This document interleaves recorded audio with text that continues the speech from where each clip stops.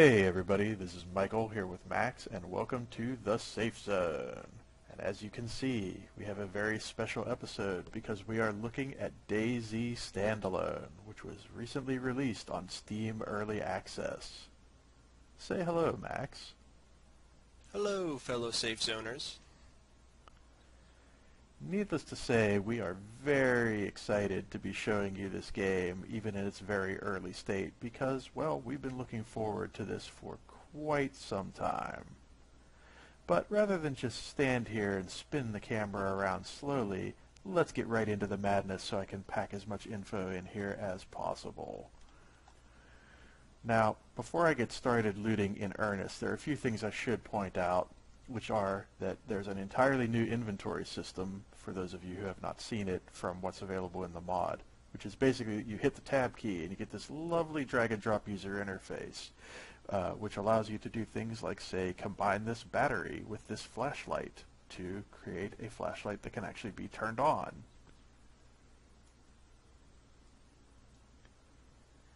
Ta-da! And then you can drag and drop said flashlight into your hands and present it to the world for the world to see.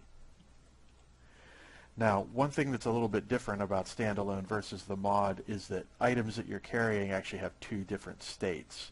You basically can have it at your side or at the ready. So by hitting the space bar, you can toggle the item to being at the ready versus down at your side. Unfortunately, I'm not getting to demonstrate this quite as readily as I'd like because there's a zombie chasing me. Fortunately, the zombies are not particularly fast, so they're pretty easy to outrun.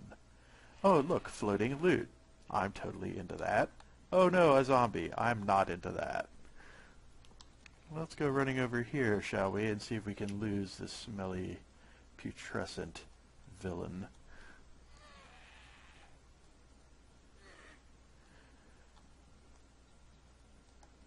So one of the things that's been a bit of an issue here with the release of Standalone is that it's actually been extremely difficult for players playing in the evening in the US to find daylight servers to play on.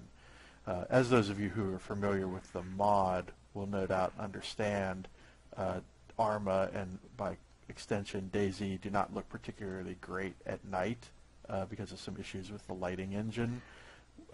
So a lot of people tend to prefer to play this game in the daytime or make radical adjustments to their gamma and brightness settings to try to compensate for the low light scenario. In this case, though, we were able to find a server that has actually been adjusted from its normal time zone so that it's providing daylight to players, which I'm sure you'll see more and more of that as the Standalone is out longer and longer. Did I actually lose that zombie? I think I did. Excellent. So as I was saying before, you can actually toggle the space bar to bring something at the ready or tuck it away at your side. This is useful for basically anything that you're holding in your hand, be it a weapon or an item or pretty much anything. So if you're, say, for example, carrying a gun and you want to approach somebody in a non-threatening manner, you can use that spacebar toggle to do that. Another thing you can do with your default equipment, which may end up proving useful for new players, is that you can actually take your clothing that you start with and rip it apart to make rags, which can then, we believe, in turn be used to make bandages.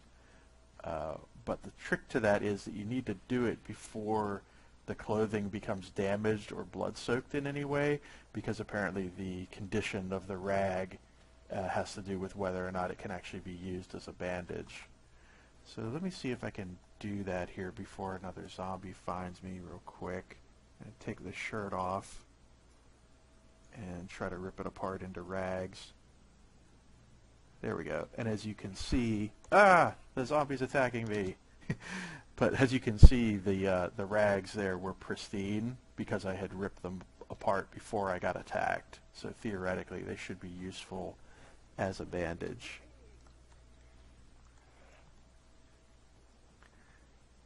So I seem to have found myself in a new part of the map that I have not seen before. Here we have a classic church structure. Let's see if this is actually an enterable church and if it in fact has any items in it. One thing I've been finding is that with pretty much every spawn I get into the game, I've been getting a real roller coaster of scenarios. You know, sometimes I'm finding a decent amount of loot, sometimes I'm finding no loot at all, sometimes there are tons of zombies, sometimes there aren't a lot of zombies at all. It seems to vary pretty radically depending on the server you connect to and kind of the general state of the hive at the time that you're playing. Oh my goodness, zombie, zombie, zombie, zombie. The zombie is extremely persistent. I wish I had a weapon.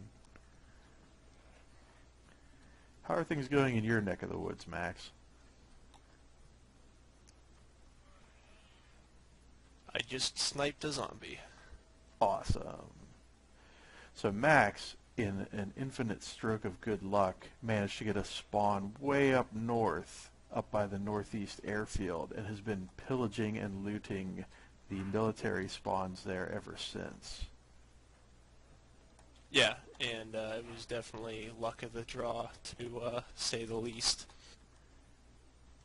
Yeah, you actually managed to pick up an M4, I believe you said, right?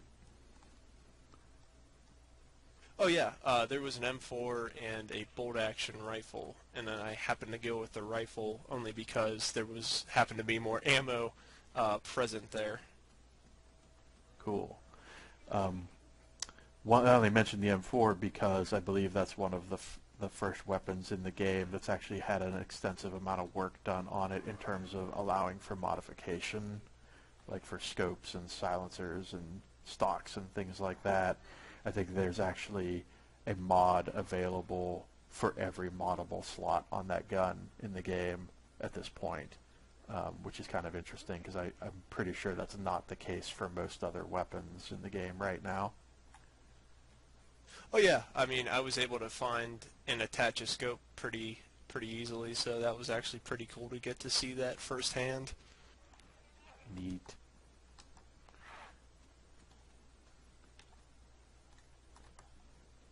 So one thing about zombies right now that you can see is they are pretty much immune to walls and fences and things like that. So whereas like jumping a fence in the mod was a pretty good technique for getting away from a zombie, in Standalone here not so much. They just seem to waltz right through most obstructions, which can be a real pain whenever you're trying to lose one.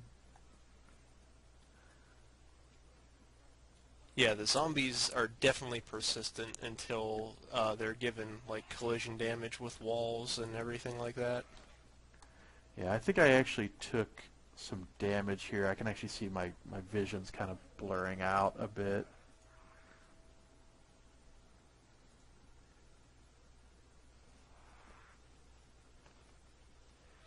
Yeah, it looks like I was able to use that cloth. Yeah, I've applied the rags to myself, which I'm assuming is going to stop the bleeding and hopefully prevent me from dying. But it's kind of weird that they're just referred to as rags and not as bandages, but I guess they are what they are. You know, you take a shirt and rip it up, it's going to be rags, I guess, in a technical sense.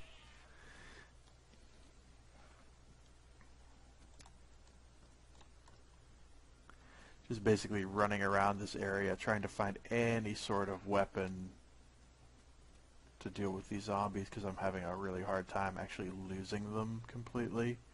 So I think my best bet is going to be to try to engage them in some way if I can. Notice the little lighting rendering error in that barn there, and that's actually the first time that's occurred since I've started playing Standalone. I don't know if it's because the sun is so high on this server that might be causing that. Like most of the servers I've played on so far were either nighttime or closer to dusk. So that's an interesting thing to note because I was under the impression that they had fixed some of those lighting glitches that had been present in the mod, but I guess there's some still lingering there. I know nighttime lighting still needs quite a bit of work in Standalone, it's very difficult to play at night unless you actually go in and adjust your gamma and whatnot. Oh look, a beverage. Cool. Now I won't die of thirst immediately. Oh look, more loot. Yeah, this is definitely a little more loot than I'm used to seeing, which I am all for. Oh, more zombies. More zombies. No. Seriously, no. Oh man. Oh man, I don't like anything about this situation.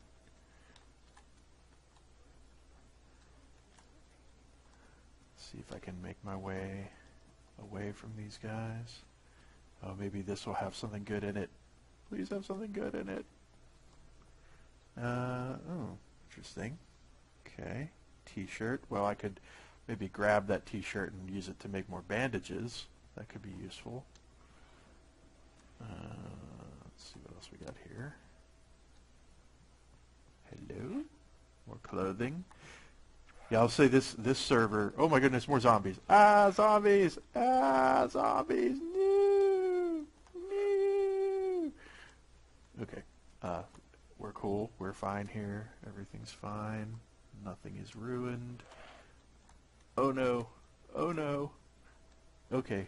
It's time to boogie. It's time to get out of here. Although I really don't know where I'm going to go to get away from these guys. I'm going to try running into these trees and hopefully that'll help. It's really difficult to shake them in my experience so far with the game. Like once they lock onto you, if you don't have a really good escape path, they tend to just keep coming. I find if you can find one of those big industrials and kind of run all the way to the back, wait till they get close to you, and then like run around them and go out the same way that you came in and just run away from them, they kind of lose track of you. Yeah, I mean, it's all about breaking the line of sight and like not making noise. And definitely when you sprint, you know, get further away from them than you otherwise would. Like they definitely can't match your speed when you're sprinting, but sprinting also definitely takes it out of you. Like it really wrecks your character in terms of their stamina. Yes, which fatigue, you know, the three things that are real factors in this game now, which are being like fatigue, and same thing with the mod, you still have the thirst and hunger that you have to worry about, but now there's fatigue where I think if you actually run your character ragged enough, they can actually go unconscious. Yeah, I believe that might actually be the case, and where that becomes a real big issue with the standalone at the moment is that when you lose consciousness, you basically don't wake up from it. You basically just lay there unconscious for like an indeterminate amount of time, such that your best option really is just to respawn at this point because you're so unlikely to regain consciousness at present.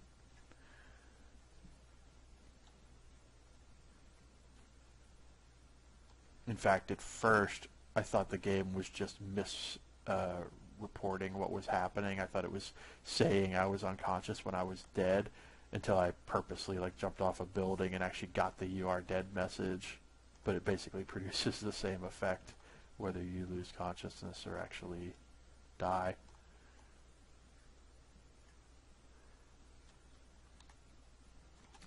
So I'm in full-on Night of the Living Dead vision now, but I do appear to have lost my pursuers. Oh, and I have also lost consciousness, which, as we've established, it is as good as being dead. So I'm just going to hurry up and respawn here so you guys can see more of the game in color. Ah, glorious color. Yeah, I think that spawn that I just got was pretty far up north, actually, so it must be reasonably common for that to occur. I think I might have been up somewhere around Novi Sobor, actually. Maybe it wasn't as lucky as I thought it was. I mean, you never know. That was definitely, I think that was definitely the furthest north I've spawned since yesterday when this came out. But I've also maybe only spawned a dozen times or so, so I don't know that I have a big enough sample to work from to know what normal is.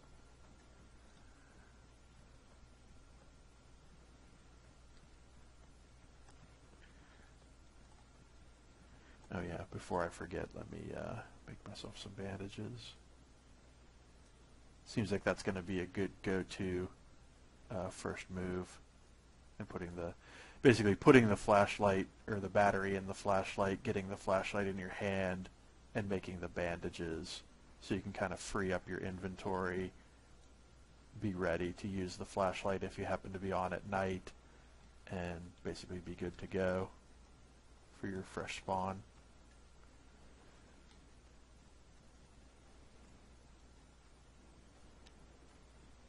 Finding loot will be the tricky part. Yeah, although, like I say, based on the server that you're on, I feel like the presence of zombies seems to be tied to the presence of loot. So if you join a server where you're not seeing a lot of zombies, chances are you're not going to be seeing a lot of loot either. It seems like the two are linked. So good pro tip for this initial version at least. Make sure that if you're running through areas and you don't see zombies, don't necessarily expect to find a lot of loot in those areas. And it might also be time to find a different server if that's the case.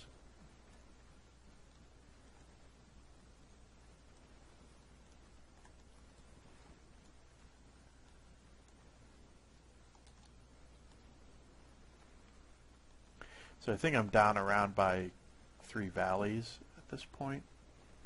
It's kind of hard to tell sometimes where you are on the map because while it is very much still Chernaroos, there have definitely been some pretty significant modifications made to parts of it. Some things have been removed, a lot of things have been added and tweaked.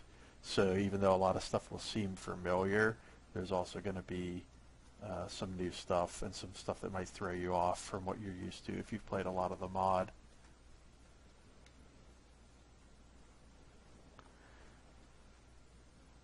As you can see, I'm getting a lot of red chain on this server in the lower right there, but beggars can't be choosers when you're looking for daylight. Ah, and there goes my connection. Let's see if I can get reconnected.